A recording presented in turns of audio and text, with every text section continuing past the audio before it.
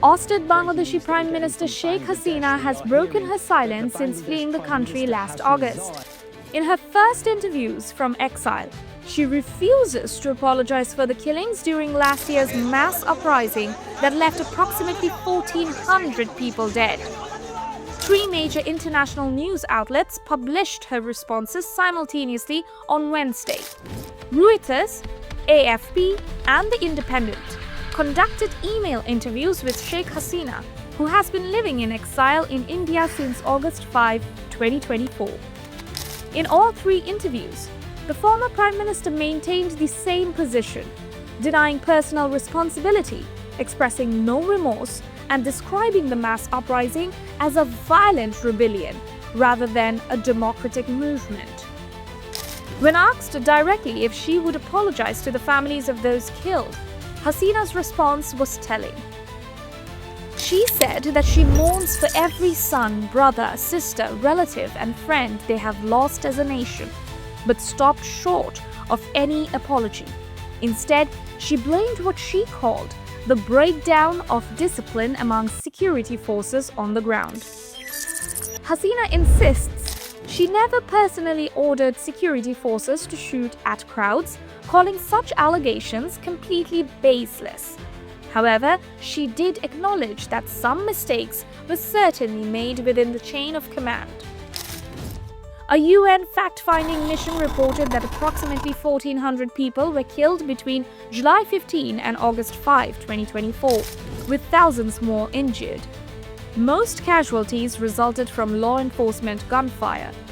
This was Bangladesh's most violent incident since the 1971 Liberation War. Hasina disputes these figures, calling the death toll exaggerated and claiming it serves the tribunal's propaganda purposes.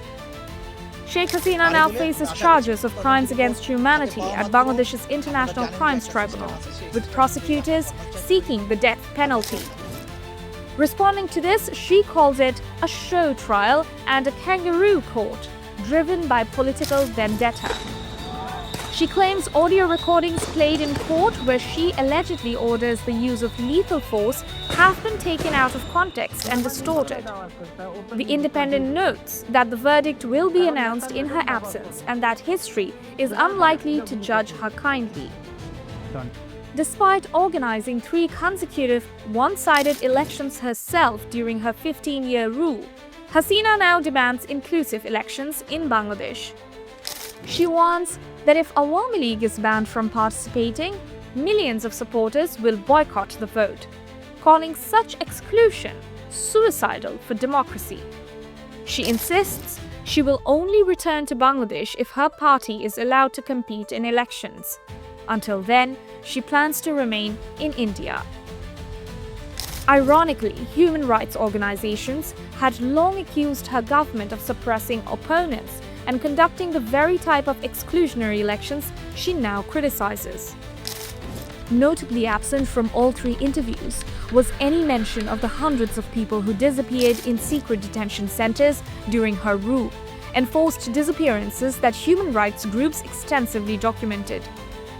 As Bangladesh prepares for elections under an interim government, Sheikh Hasina's refusal to accept responsibility or express genuine remorse may define her legacy more than 15 years in power.